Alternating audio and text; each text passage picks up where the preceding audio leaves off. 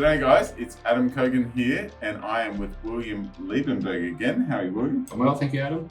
So let's talk about what developers think in general of API management and a little baby feature which is important, how to make it look nice with a nice brand, the colors of your company, images, etc. Making it your own. Yes. Okay. So if you go to the product API management, you will see that they talk a lot about that you can manage APIs across cloud and manage APIs on premises.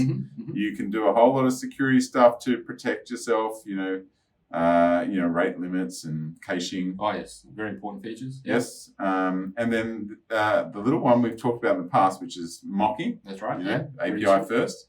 So that's a nice little thing. Discoverability, transforming your services.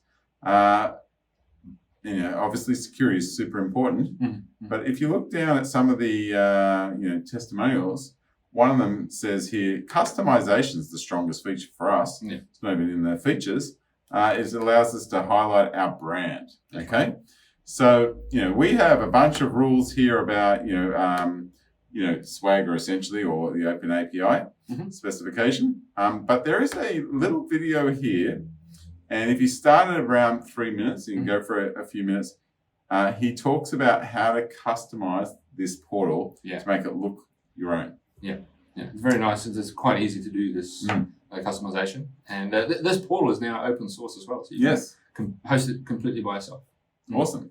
So let's look at what people say about it. So they have a look at that feature. They watch those few minutes of that video. Would they think that's a useful feature? Some people said it's a top feature. Good. Okay. Others said it's okay. Some were not impressed. No. And there's a few others. I actually don't know what the others are. Let's look at some of the comments. So I'll just fly over to Word where I've pasted them. And the important comments are here. So Matt says, if your data is your product and your API is what you're selling, so they can access it, the API management product in Azure is fantastic. And the branding feature is indispensable. Yeah, it makes sense. All right. Yeah. If data isn't a product, but you still offer a developer API, then in this case, the branding is important, although many commercial products just use free, Swagger, or Redoc. Yeah, you see that a lot. It's quite common. Now, Mehmet says, look, as far as he is concerned, he wants that product just for the rate limiting.